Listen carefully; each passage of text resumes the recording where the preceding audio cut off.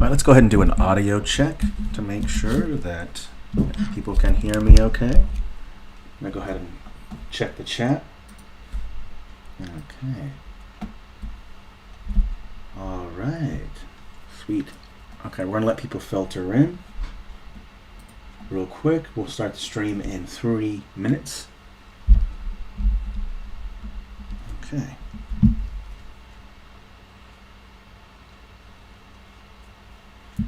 All right, sweet. No one is here yet, but we're getting there.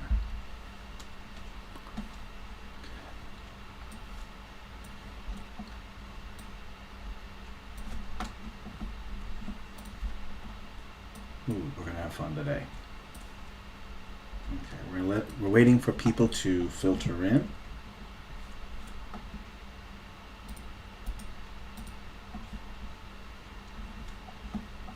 Okay, sound is good. Great, thank you, Anthony.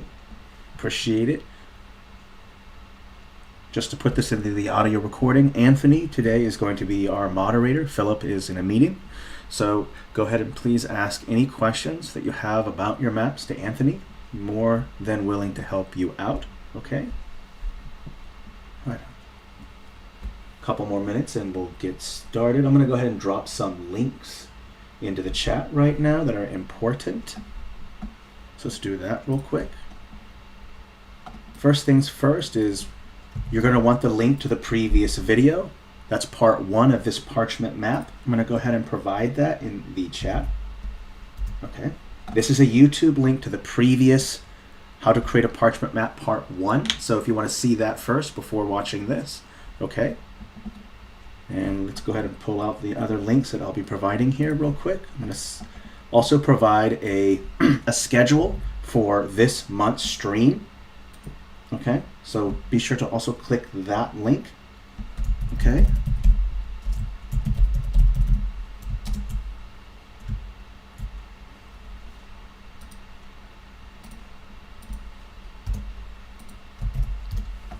Okay, so there's the stream calendar link. And you're also going to want to check out my profile as well if you would like to check out where that stream guide is. Okay, so I'm going to quickly provide that in the chat. I'm going to provide one more link and then we'll go ahead and get started. Now if you haven't yet, absolutely join our Discord. Okay, now just know that when you go join our Discord, be sure to first go to the roles channel and click the Inkarnate role so that all the channels will be visible. Okay, that link is provided. Go ahead and click that. All right, let's go ahead and do some quick announcements before we start. Remember, this is a Parchment Map Part 2, and we're making a world map. These are some things we're going to make announcements for. One, you should definitely go to our Reddit or our Discord and check out Maptober. And Maptober is a series of prompts daily, map prompts on what to make. Today is City of the Damned. Okay, go ahead into our Discord or Reddit and you'll see that there is a Maptober list for a list of prompts for each day of this month. Super exciting. Go ahead and get involved. Okay, all right, let's go right into it. It's 10 a.m. PDT and let's jump right in.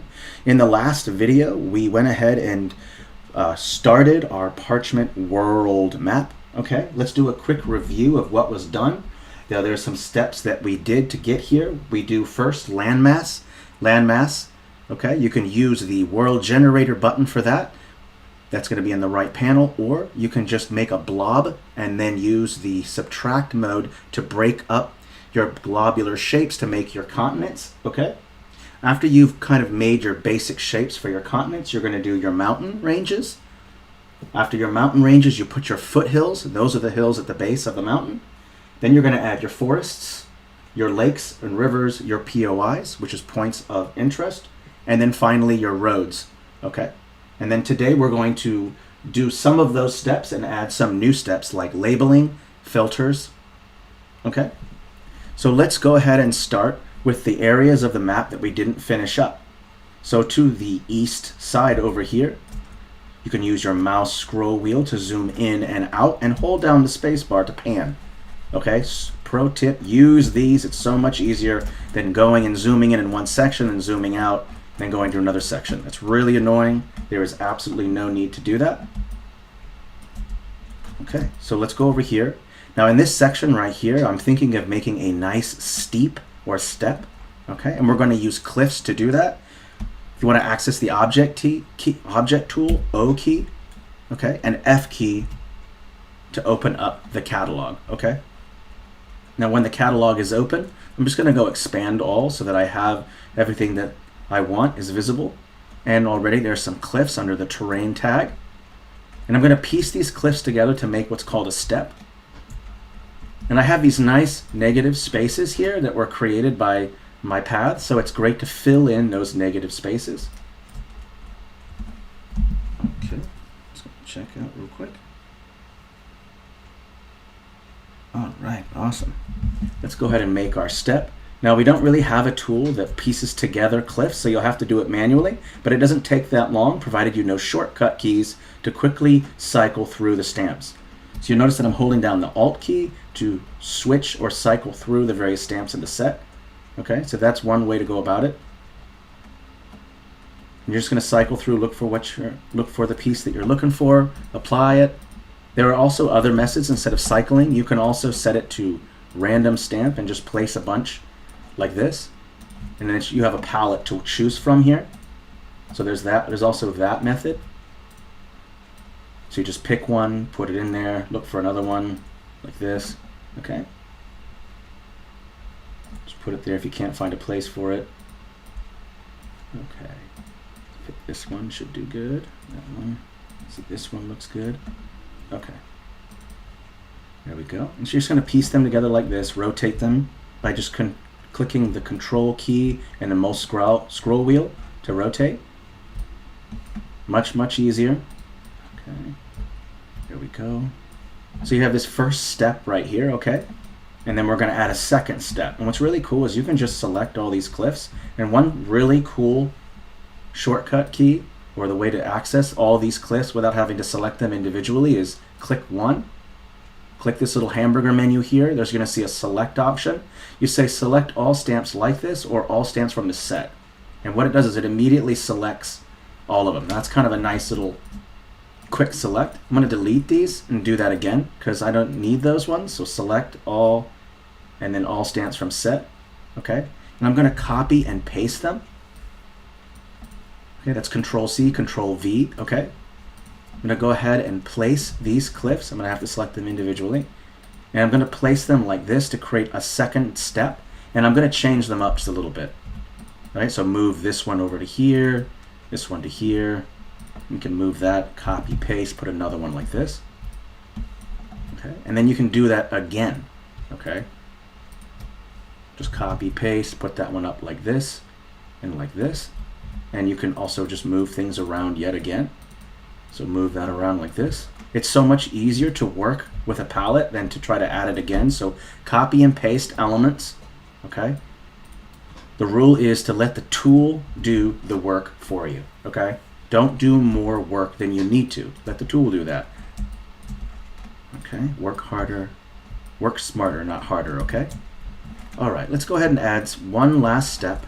Okay, copy, paste it. I'm going to put it right here. Nice little section here. And I'm going to also look for a flat piece like this and put it right there. So we have this nice steep that's going to be right here, and we can keep it going further up into here. If we'd like, let's add one more. I think I can just copy and paste it. Copy, paste. There we go. Another step right there. Okay, so this is our nice little step that goes up to here. Okay, let's take a step out and take a look. So we're going with different biomes. This is a nice step here. And let's go ahead and add some more hills to connect these hills and along the periphery here. So I'm just going to click this stamp, and whenever you select a stamp and then jump over to the object tool, it'll immediately select the last stamp or have the last stamp that you selected. So you can have those stamps available instead of having to go through the catalog again. Much easier to do it that way, okay? I'm going to go ahead and put together my foothills along this range. I'm going to come up with a nice story about these foothills. or this range right here. More than likely right here, this is where a tribe or a group of people live. So we're going to make it very simple and not very many settlements. As you can see for the POIs, we've stuck it with simple symbols, nothing complex. Okay, very simple symbols. We're going to place a village on this step here, and maybe a village on this step here. We're also going to select this path so that when I go to the path tool, it selects that. We're going to create a nice little path that goes to that one. And we're going to create another path that goes to this triangle, which will make triangles a temple. Okay, we're going to put in a legend. So we'll make sure to put that in there. Okay, so now we have this nice step here. And we're going to want to add in some trees. I'm going to put in some trees right here. Again, it's great to use these negative space, so that way it's less work to decide what to put in. Don't forget, if you have any questions, feel free to ask Anthony. Okay? All right. Let's go ahead and put our forests. So I'm just going to select these trees right here. Just going to use these trees. Otherwise, we can do something different. Right here, there's these trees. It's kind of a pine tree, different from these ones, or at least this one over here. So let's use those. Okay, I'm going to scale them to the current trees to make sure that they're not out of scale. And what you're using as a scale guide is your mountains, okay? Mountains, when you first place them down, are going to be your guide for scale. That's why you normally place your mountains first. You don't place them later on. You do your land masses and then your mountains, so that way you can use them as a guide for scale. Okay, let's go ahead and put in our forests. I'm going to put one right here. It's going to go connect into these foothills here. It's a nice little forest. There we go. Okay. All right.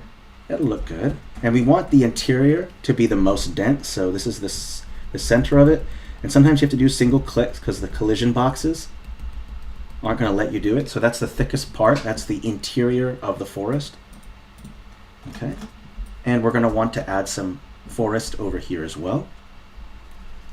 And I'm going to leave some negative space as well. Because I'm going to show you a labeling technique that I use for labeling forests. Okay, we're going to leave a negative space in the center so that way you can put some curved text inside. Okay, so that's kind of a pro tip for labeling forests, is leave a negative space or put the label in first and encase that label with trees. Okay, now I'm saving labels for last, so for now I'll go ahead and just leave this empty and we'll throw in a label when we're done. Okay, and as always, be sure that you overlap. So this tree, it's overlapping that cliff. This creates more depth. So make sure you throw in a couple random trees in the step as well, not too many, and overlap that path. If it's not over the path, as you can see, it's going to have to go up a layer. Okay, now it's gone up a layer and I can overlap some of those paths. That's important. Put some there and here. And I like to put in clusters of 2s or 3s or 4s. These make a nice little clusters of trees. Okay. And don't forget, we're overlapping underneath the base of the mountains and overlapping the mountains. Again, that's what you do to create depth. Super important. Okay. So our step is nicely populated over here. There's some stuff going on, and we can include a path that also leads over to here. And when you're doing your paths, make sure they're winding. A straight path looks really odd, okay? Unless it's up close. But on these world maps, there's usually a lot of terrain, mountains, hills, cliffs that are causing obstructing the road, okay? So your roads are going to work a lot like rivers. They're going to meander, have them go like this in these S-curves, because we're just pretending that there's some obstructions here. So don't do straight paths for your roads, okay? Make sure that they're curved or meandering like a river. So now we've finished this terrain over here, okay? And one thing that we're going to do is we still have a lot of negative space in here. That's great. We're going to use an alpha texture, and you'll see that we've done that here. This right here is a grass alpha texture. If you don't know what an alpha texture is, it's a texture that supports transparency. So what you have is these artifacts which will be visible, but there's no overall background texture. Okay, it's only going to show these grass artifacts and then the texture that you have beneath it.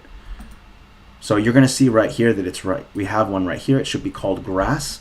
And you're going to want to also be sure to resize it. Okay. Now sometimes the default works fine. It just depends. The default does work. Make sure that your softness is all the way up. You can make it at 100% or 1. That's fine.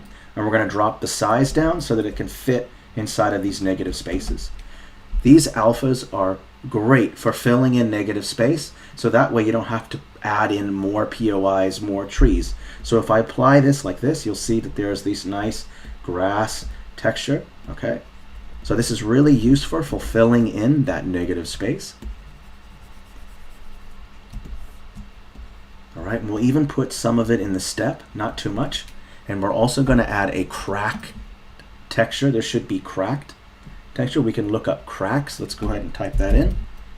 Cracked ground. Perfect. And we also want to check that size. Looks okay. Okay, we're going to apply it all along where these cliffs are. So I'm going to apply like this. And you're going to see these nice kind of cracked ground. And what we're doing is blending in this stamps in with our base texture. This cracked ground makes it look like this steppe is broken up. Okay, let's zoom out and take a look and verify how it looks. Yeah, I'm fine with that. Okay, looks good. We've got the paths leading to each location. We have a forest that needs to be labeled. We might even want to consider even labeling some of these forests. The next thing that we're going to add is kind of some more mountain ranges. We've already added ranges here, but as you go along, it's okay to add more. So I'm going to go ahead and select a mountain, and I'm going to put another mountain range right here so that this steppe is in between these two ranges. Okay. Now this is basically reviewing the first video. I'm going to show you how to make your ranges. Okay. You want to click and hold, and you want to make an S shape just like you're meandering with your rivers and your roads. Okay. You see how that meanders, and you can single click a couple. And this is just your main range. Okay. You're going to have to go back and singly click and hold and move some. You don't want stamps overlapping into the ocean like that, so you'll have to move it over. Okay. Now after you've made the main range, you select the mountains again, and you can drop the size down, hold down the shift key, scroll mouse wheel, and it will move in 10-degree or 10 increments. Okay. You're going to make it smaller. Okay. And what we're doing is making little ranges that branch off, and we're also going to have them be at the ends like this. So we're going to add a couple here, make a range that goes off here, add some here. And don't forget to overlap, have them overlapping up here. Same thing here and there. All right, now once you've done that, you also want to include your foothills. Remember, that's our step. You add your mountains, then you add your foothills. And foothills will help to blend between the mountains and your base texture, okay? And that is technically geologically how that operates. There are usually foothills at the base of your mountain ranges. Okay, it's a nice rule of thumb to have. Okay, put them in here, there.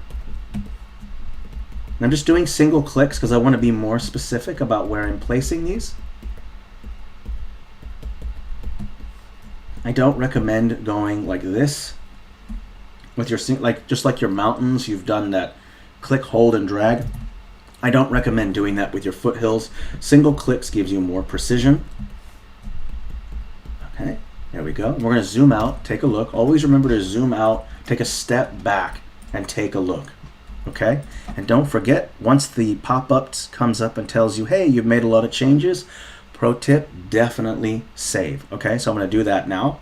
And after a certain number of saves, you're going to want to consider refreshing the page, okay? Because you don't want old or corrupt data. It's going to result in an internet timeout, which might cause a problem with your map. Now, if by chance a little thing at the top here says the internet is offline, unable to save, open up a new tab, okay? And then click the Inkarnate link, open it up, and then click sign in, and this map should automatically save. Okay, now if that doesn't happen, go ahead and contact our support. Okay. All right, let's keep going. We've done our step. We've added a mountain range. We've done it in under 20 minutes, so we've got lots of time.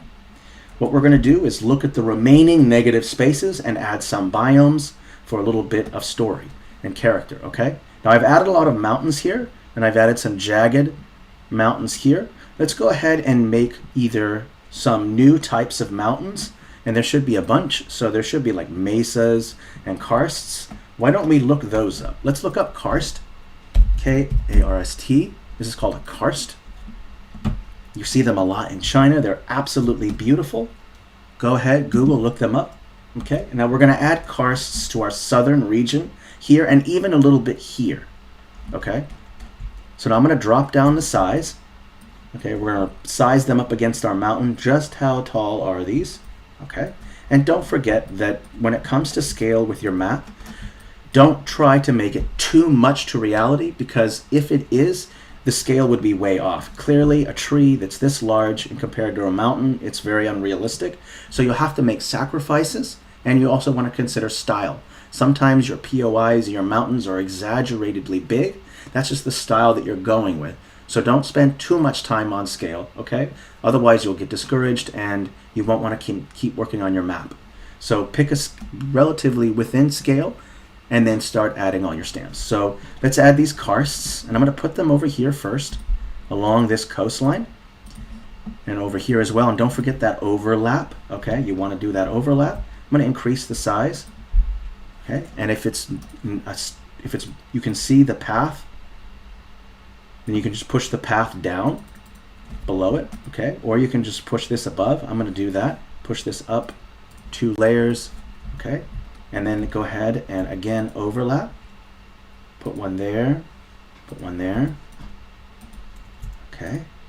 And I'm going to drop the size down and make some smaller ones so we don't have this monotony of size issue. Okay, it looks odd when all the karsts are the same size. So start with a big one first, right? Start with a big one and then just put smaller ones around it.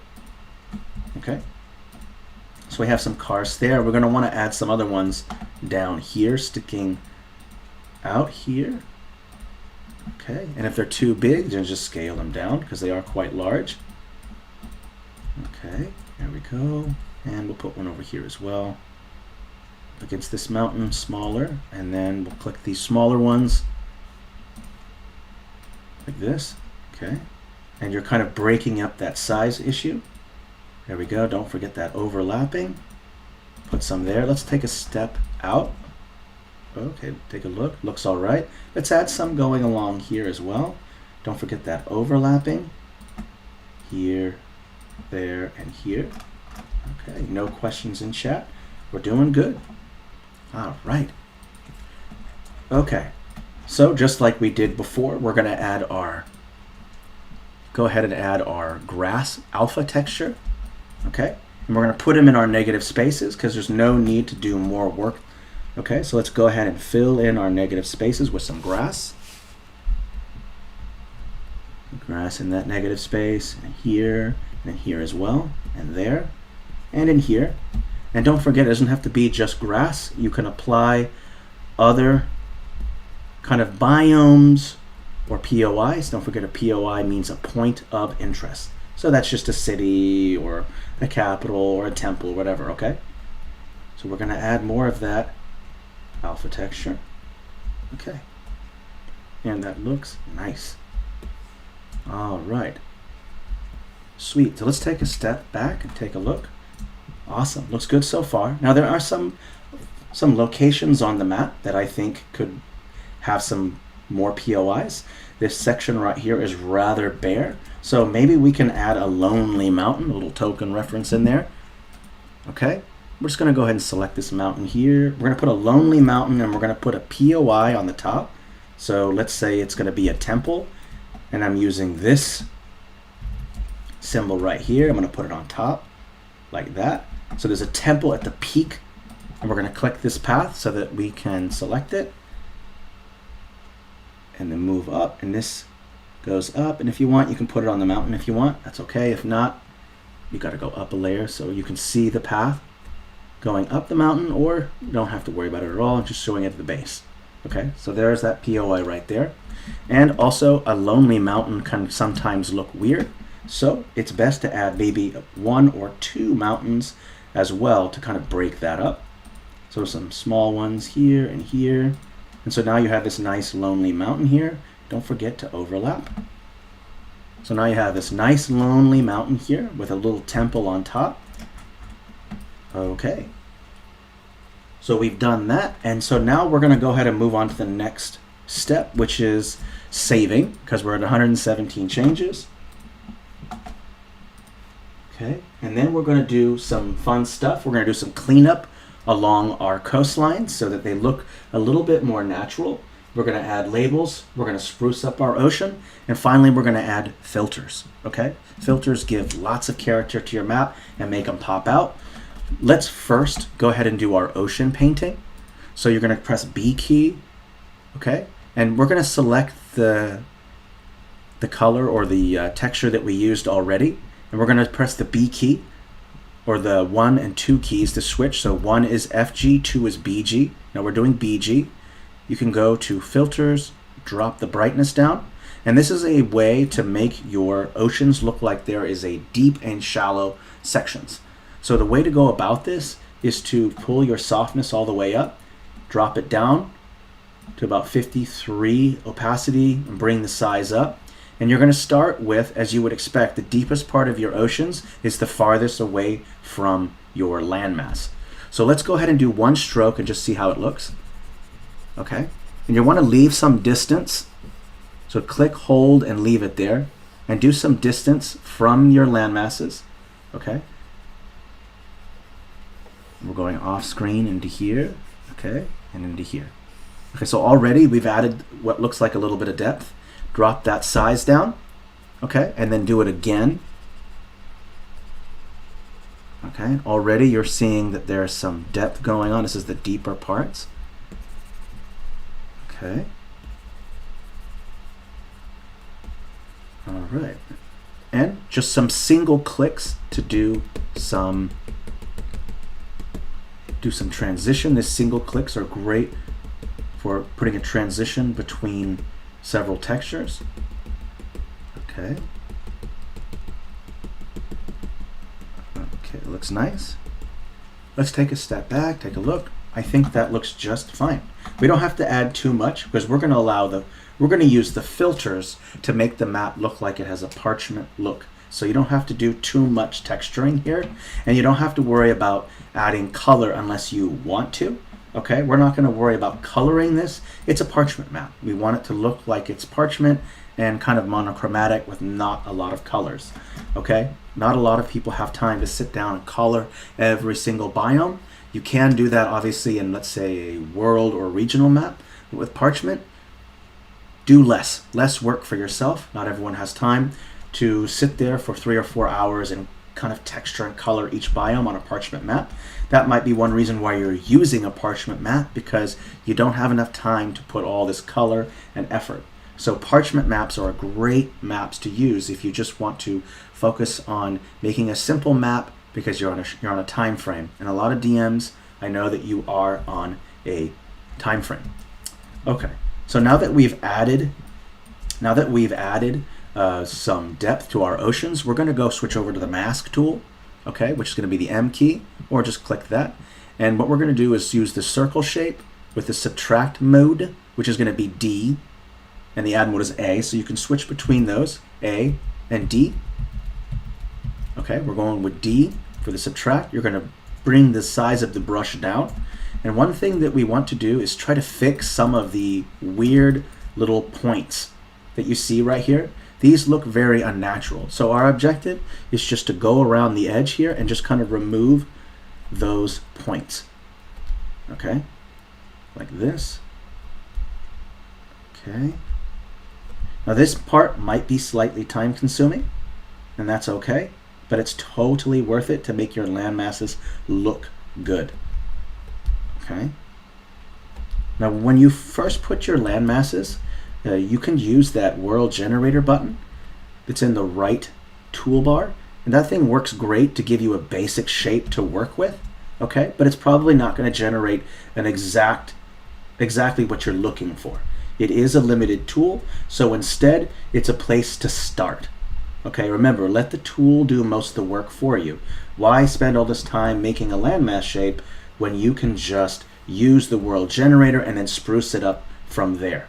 Okay, so you click that world generator button, it generates a world for you, and then you go in with that subtract mode of the mask tool and kind of clean it up. So get rid of what you don't like. Think like a sculptor on a piece of stone. You're chipping away at what you don't want, okay? So let's just keep going at these edges.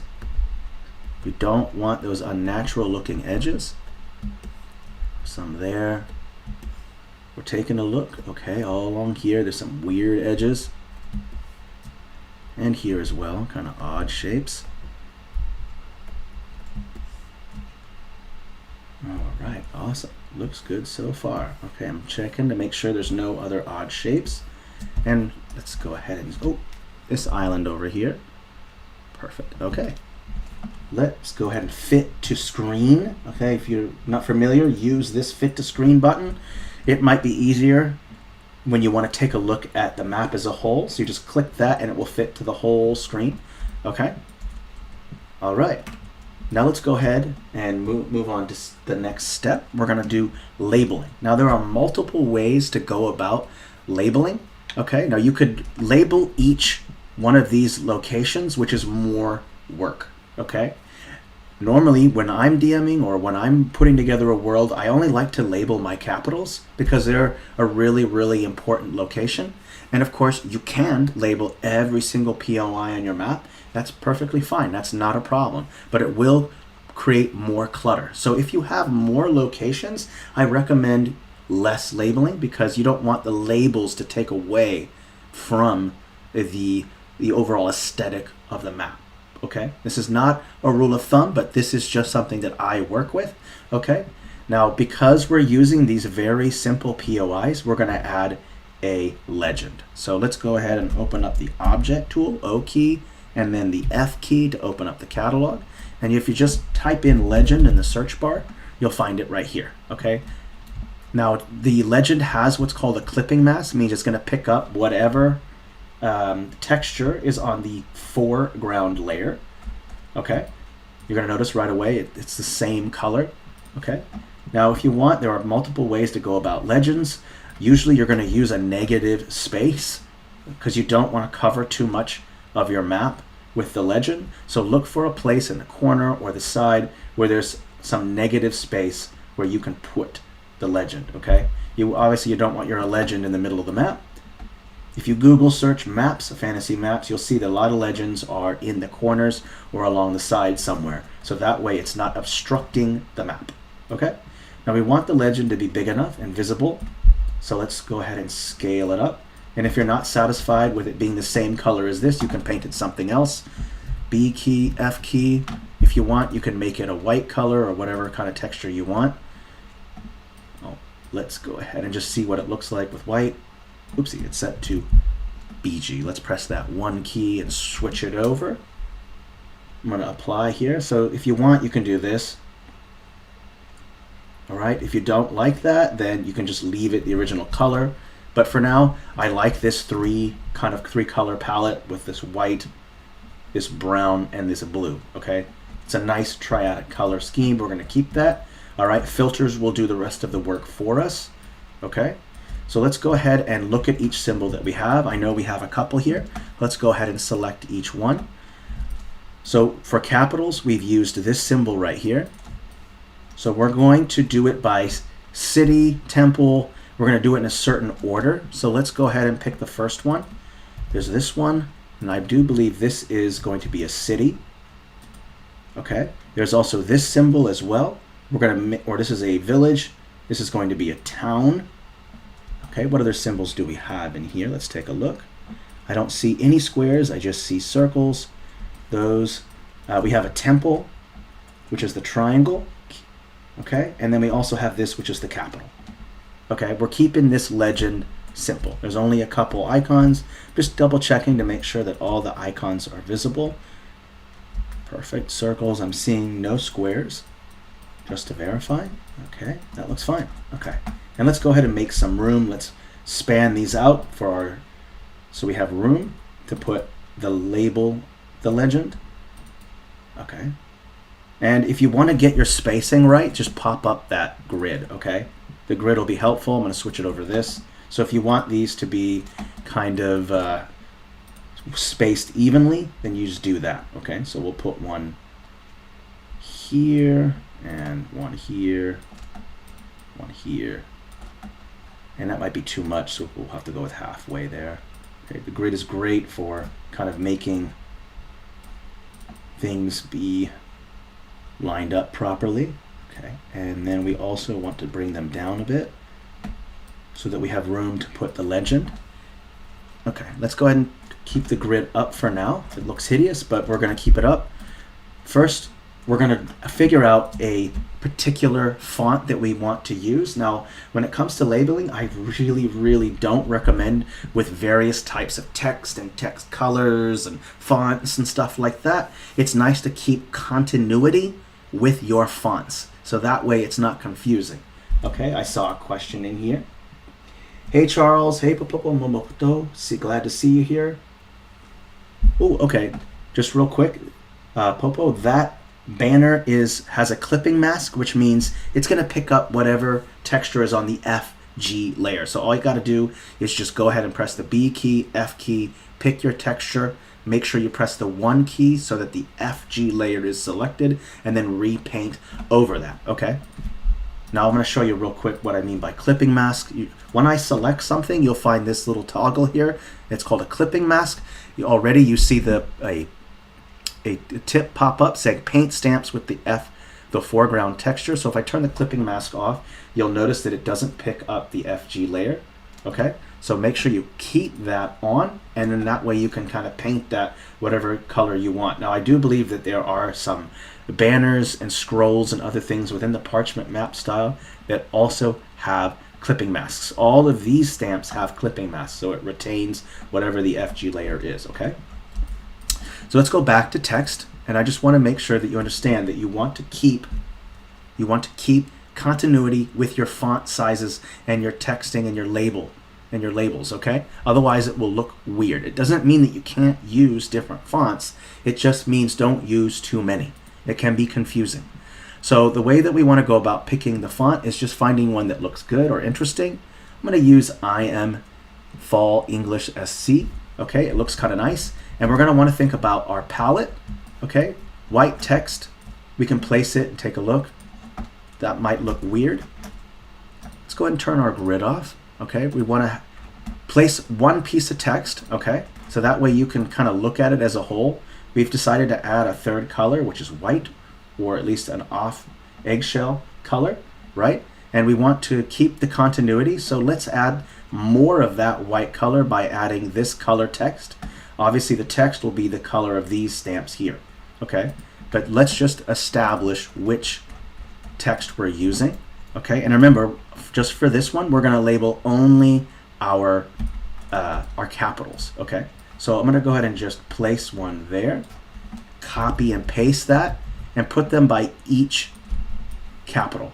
So I have to take a look at each one and make sure that I'm finding each capital. Okay, it looks like there's this one here as well. Okay, let's step out, take a look. I think those are the 3 capitals we have right there. Okay, and then we also want to add text to put in our legend. So now we're going to go ahead and place that in, and we're going to turn off our outline and change the color, okay, to black. Okay, and then you can see right here it goes well with that, and we're going to first put legend. Okay, and we're going to make this text larger than the text that we're going to use to signify what these locations are. So big text legend, and if you want, we can also make sure that the line work to this legend is black, because these icons and this text is black. So we're just going to drop the brightness all the way to 0. Okay, so that stays black with this color scheme. Okay. All right, so now once you've had your legend, now you can go ahead and click that text, and then we're going to go ahead and use the Shift key, hold that down, mouse scroll wheel, and drop down the text size. Okay. So now we're going to type in what each thing is. This is a village. Okay. And then we're going to go ahead and add the next one. This is a town.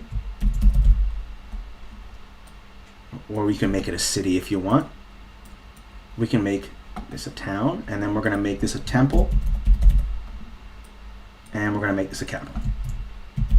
Now you can have way more icons than this, but we're just trying to keep it simple. Okay, and don't forget, turn that grid back on if you want to size up that text properly so that it's lined up. So if I go like this, put that there, kind of line that up.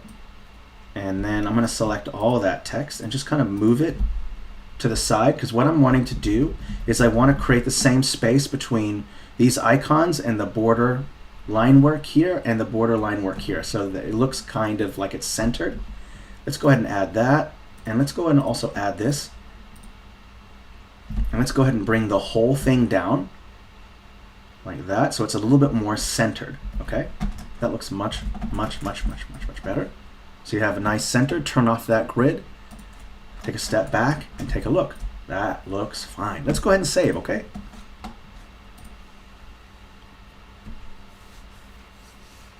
Okay. Oh, no problem. Always glad to help explain, Popo. Okay, we're saving. Now, we've done several saves. Let's go ahead and refresh the page.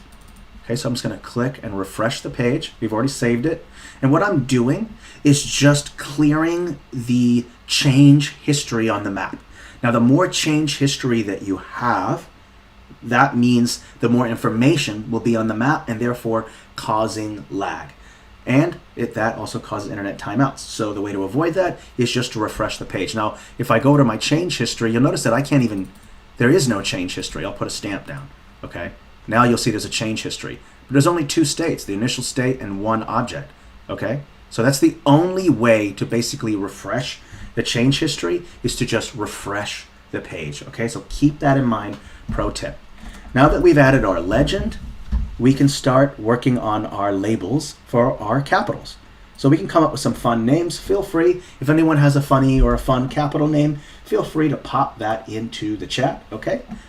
I'm going to go ahead and come up with the first one while people are coming up with the others. We can go with a lot of things. This looks like this capital is in a bay. Okay, so I got a nice little bay here. So we can maybe call it a bay of some kind. So maybe call it North Bay if you want.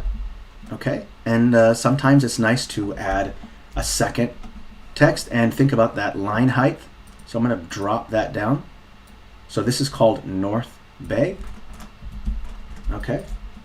Oh, Bippity Bop City. All right, Bippity Bop City. Okay, we're keeping that one. Nice. Okay, I've copied and pasted that. Let's go ahead and add this one.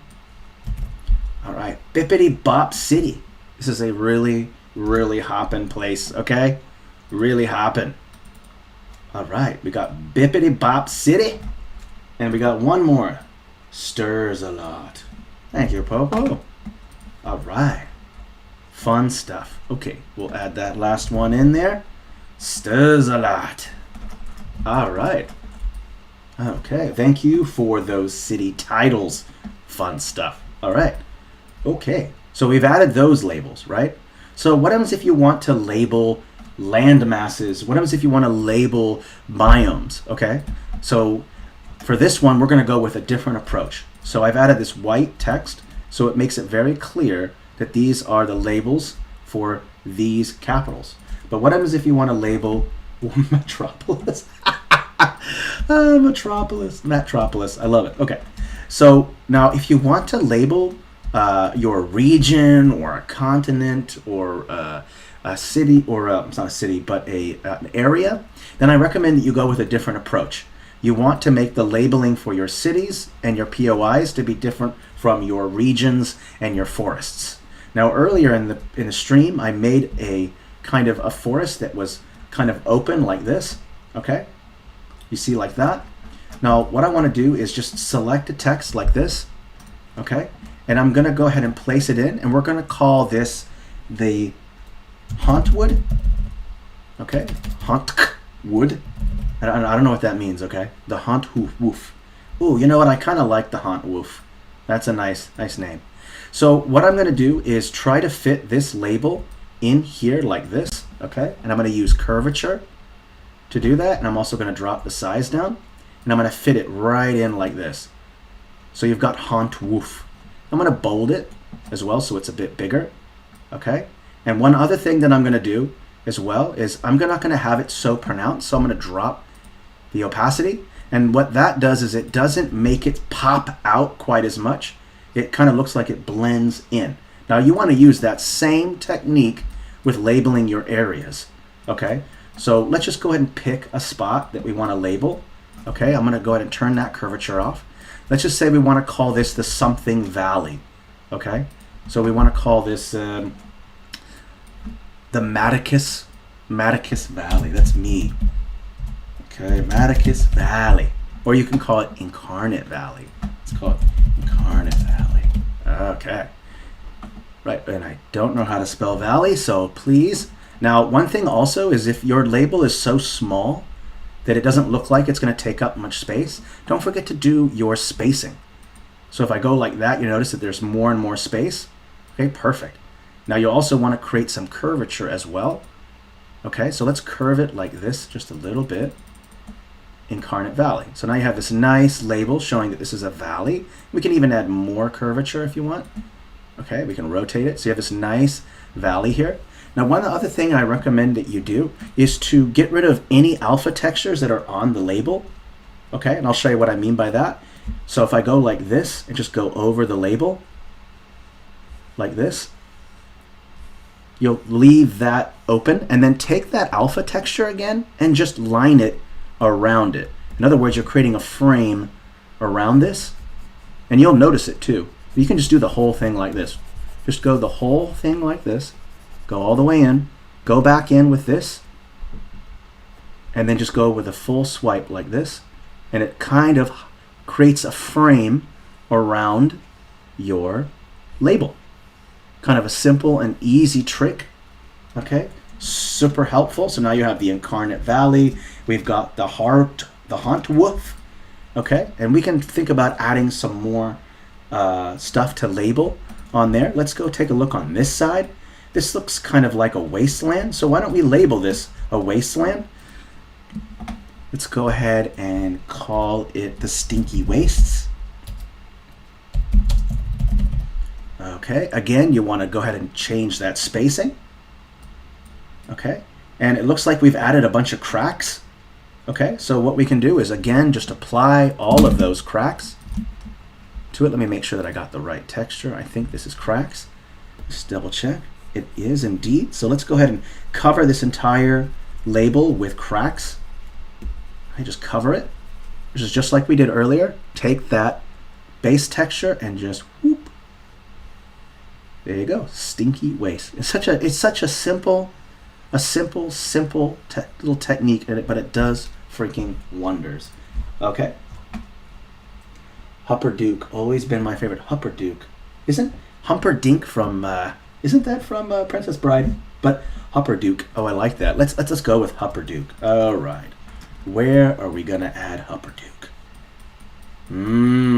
Where's Hupperduke, folks? Oh, what's up here? Let's add Hupperduke up here. Let's go ahead and change the feature. Let's go ahead and add it. Hupperduke.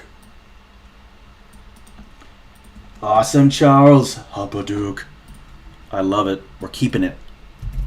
Hupperduke. Yeah. All right. Do some spacing in here. Okay, and then add some curvature. All right, and again, you're going to do that same thing. Go ahead and pump some grass on there. Like that. There you go. And then, again. Hupperduke. Oh, yeah, now we're talking. Ugh, love it. Okay, where are we at? 27 changes.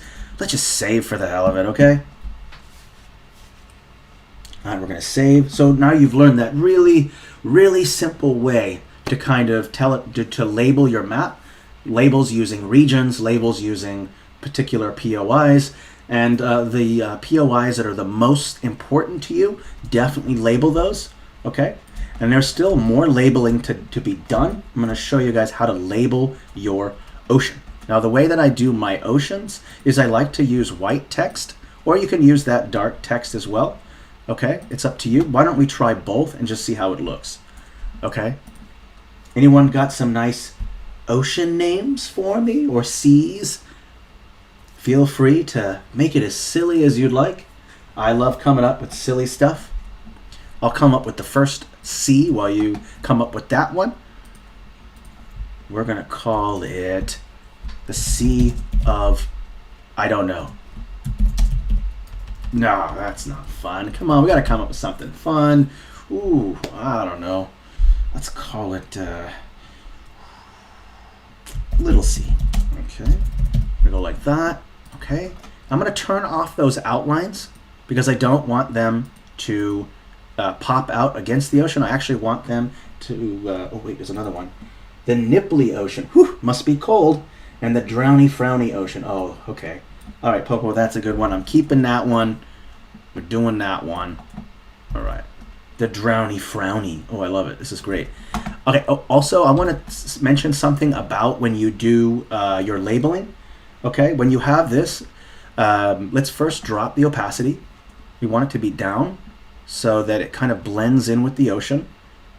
Okay, and also, I'm thinking we're going to do some curvature as well. And let's do some spacing. Oceans are big, so let's go Drowny Frowny. Ocean is up here. Okay. And one thing I like to do when putting in words like the, of, this, and things like that, I like to drop that size down like this. So it's small, like this, and you can just say the Drowny Ocean, and we can also change that spacing just a hair, like this, and just say the Drowny. Okay, let's also change that curvature, just a little too much. There we go. There we go. So the is not the same size. So the Drowny Frowny Ocean. Yeah. Okay. Oopsie. Oh, I love that one. We're gonna do the next one's gonna be called Oopsie by Cheryl. Oh, I love it. Ah, fantastic. And we'll put that southwest. Go ahead and copy and paste that in there. We're gonna do that curvature. We're gonna go the other way. The Oopsie is down here. There we go. All right, looking good, looking good. Digging so far. 7 changes, but I'm saving for the heck of it. Just go with it. Oh, Sneaky Snake Sea. Oh, I like that one too. Whew. I've been in a few nipply oceans myself. Brr. It's freezing cold ocean here on the Pacific Northwest. Right. Okay. So I've went ahead and show you various ways to label. Okay. You don't have to go with curved text in this color. We can go with all kinds of things. Okay. Like this looks kind of odd, but we're going to leave it there anyway, or just change it up. Sometimes curvature doesn't always look good. You can just remove, okay, and then bring that back, okay, and then you can just do this. So there's like different ways to go about how you want to do it. Like let's go Drowny Frowny Ocean. You can do this. If you don't like that curvature, you can remove it. Okay, so you got Oopsie here. So you don't have to add curvature if you don't think it looks good. But we have our 2 oceans, one to the south and one to the north. This whole thing is the Drowny Frowny Ocean, and this is the Oopsie. All right, sweet. Okay, so we went through the various types of labels. We've cleaned up our shorelines. The last bit is to play with filters.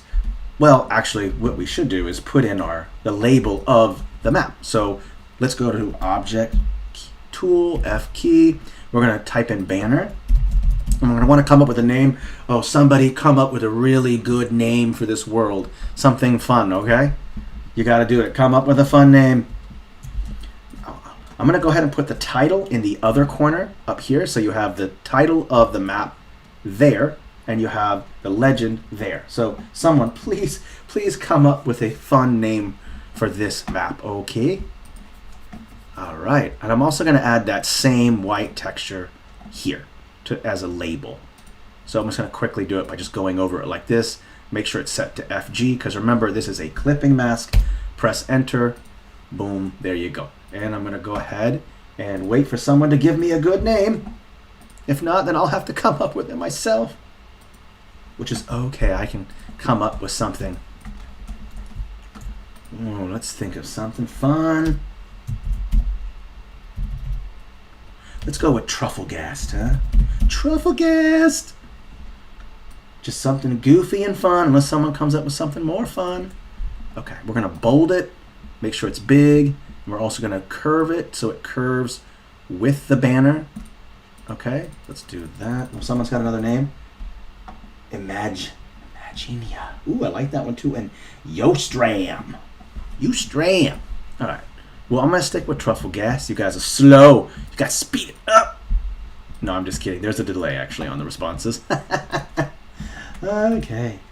Ooh, Streamland. Ooh, that's a. You know, I think Streamland might be okay. We're not Streamline. We're Streamland. Okay. So there's your Streamland, and we're gonna make it a little bit bigger. Okay. Okay, and I'm going to add a secondary banner for fun. I want to just show you how to kind of spruce up some of your banner stuff. So on top of that, you can also put the world of Streamland. And I'm going to put this on top, put it over a layer, and put in smaller text, the land of. Okay, make it a little bit smaller. You don't want it to be too big. Put in that text. We're going to drop it down, remove the curvature, and say the land of. Okay. And I'm putting it in smaller text, and I'm going to put it down like that. Okay. Now let's go ahead and fit to screen. Take a look. Tiny Marble, Inkland. Oh, you guys coming up with all these great names. Okay. So now I went ahead and put the legend in this corner, and I put the title in this corner so that we're balancing out the map. If I had removed this, if the banner was just in this corner, it becomes right heavy. If I just have the title here, it might become left heavy. So to balance out the map, I put the title here and I put the legend here. Okay? Let's go ahead and save that, and then we're going to do my favorite part, which is filters. Actually, what we want to do is might play with some of the stroke options, some of the options for the mask tool. Okay, so let's go do that. Mask tools, that M key, right? We'll go to advanced settings. Now it looks like I've got the stroke line going on, but I don't have outline, outer shadow, inner shadow. So let's zoom in. I want to see what I'm doing. So we're going to go ahead and first do an inner shadow.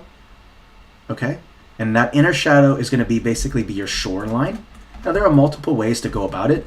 The default is just kind of this brownish, blackish color that goes around, and that might be enough.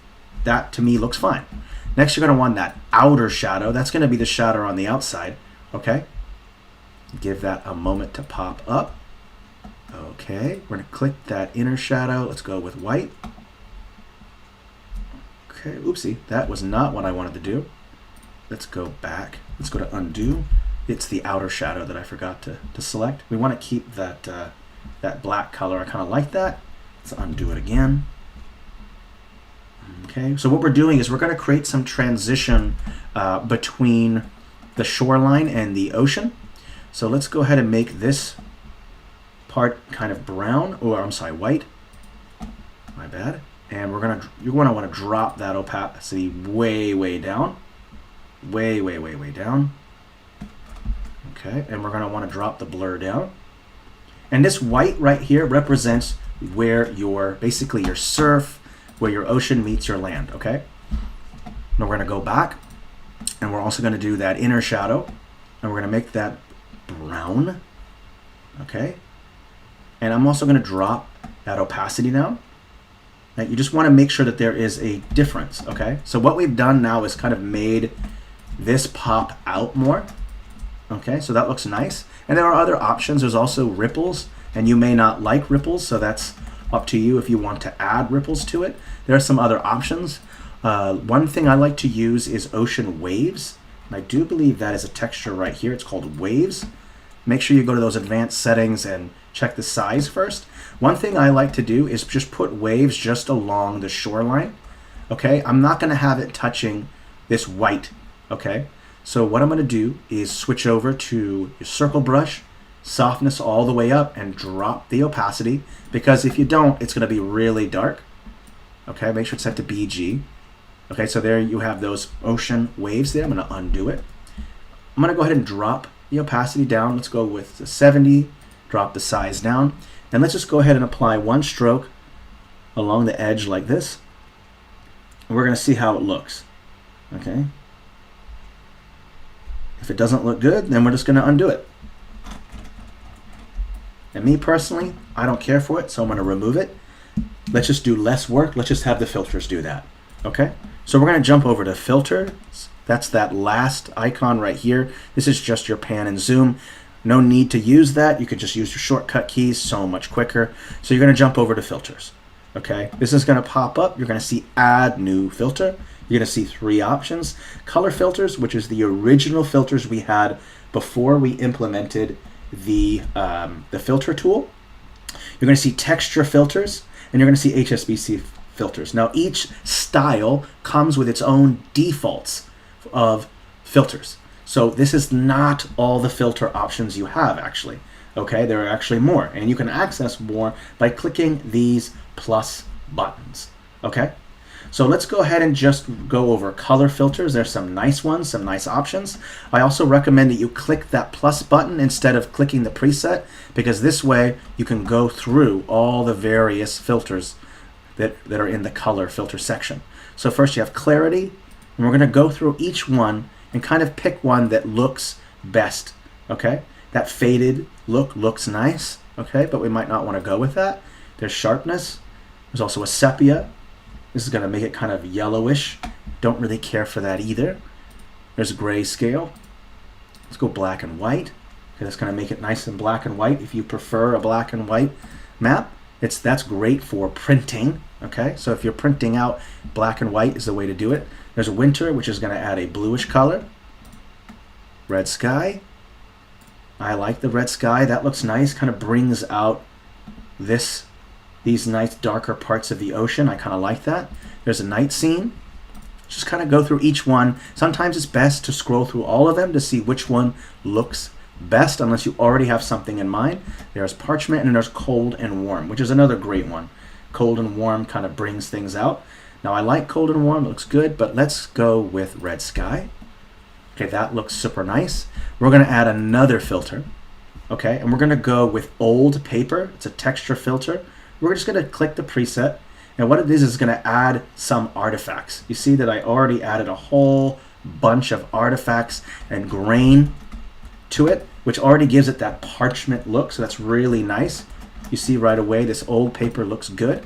And if you want more artifacts, just increase the intensity. So if I up the intensity, you're going to see that that it just adds a ton of artifacts to it. Okay, I'm going to drop it down. I don't want too much.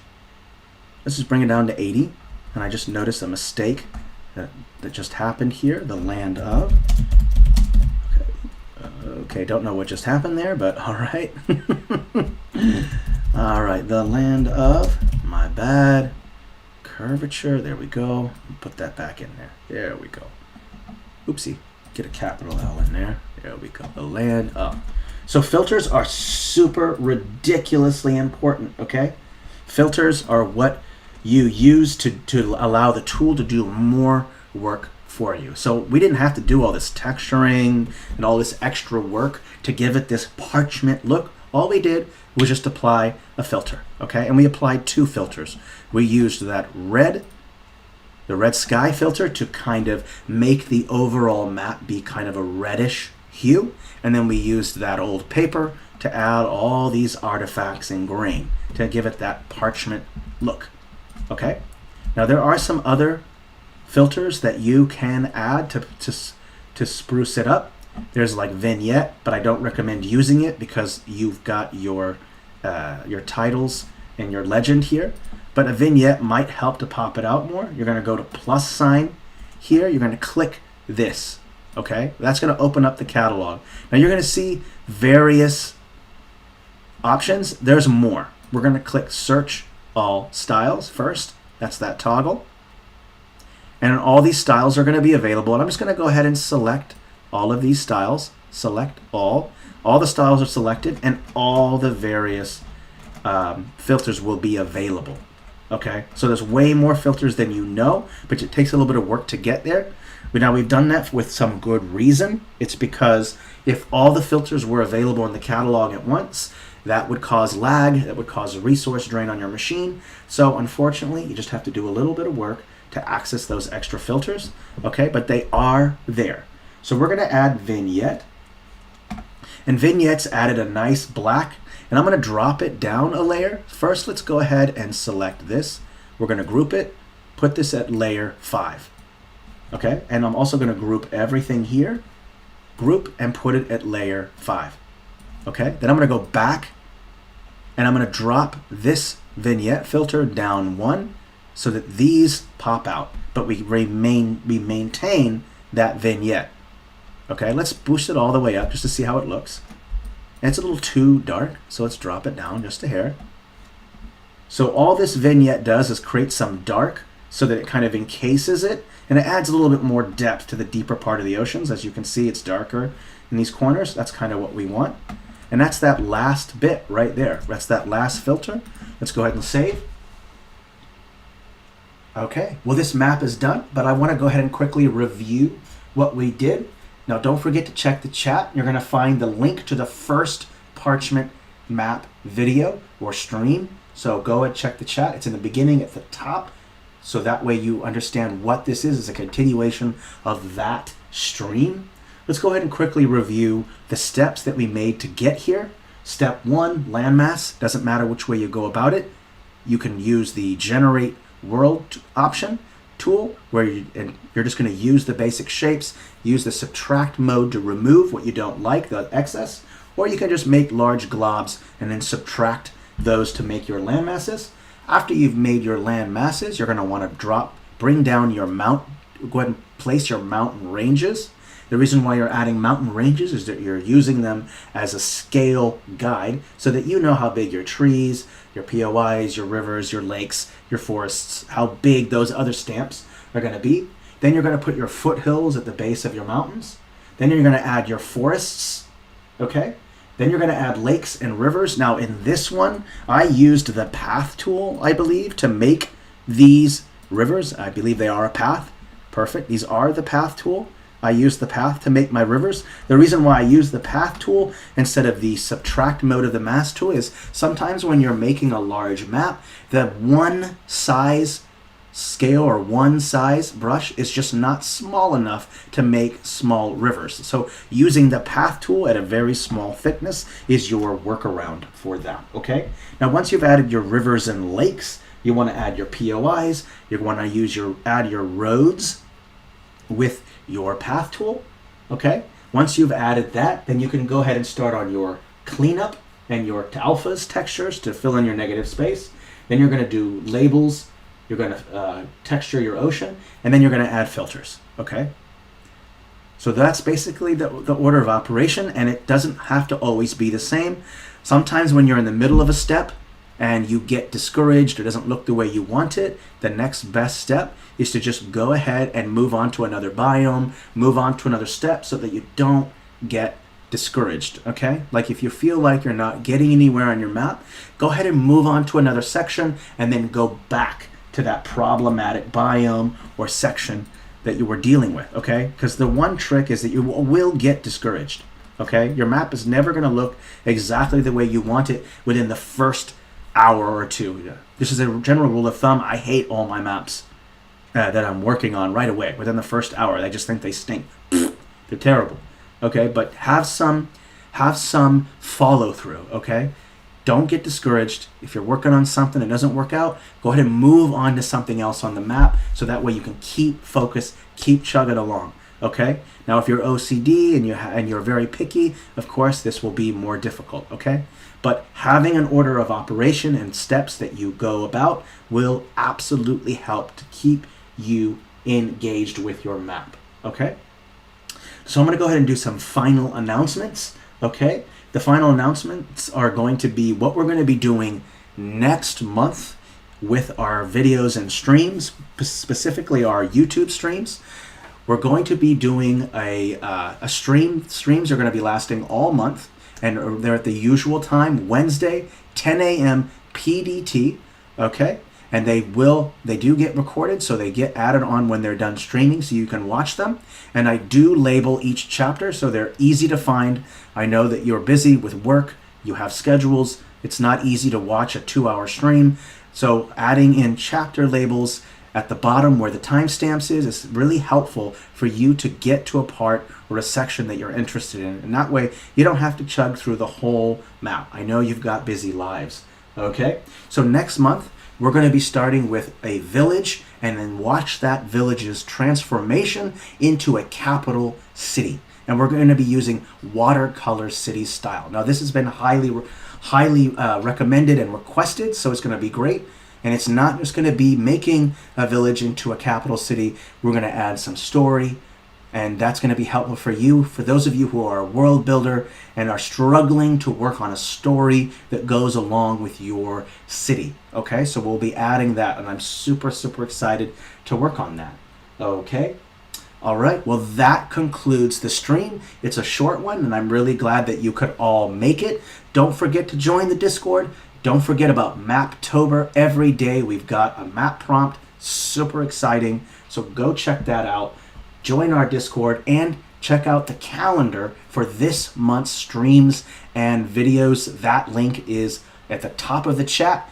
Click that and check it out. Hey, thank you so much for making it. Don't forget to click the like button if you like this video. Please click that like. Don't forget to subscribe so that you can check out more videos like this. We have a lot of goodies coming up. So please go ahead and subscribe and click that bell so that you can get the reminders for these videos, okay? Thank you so much. And don't forget, in the description below, give us your feedback. What kind of videos do you want to see in the future, okay? Again, thank you so much for watching, and stay safe and healthy, world builders.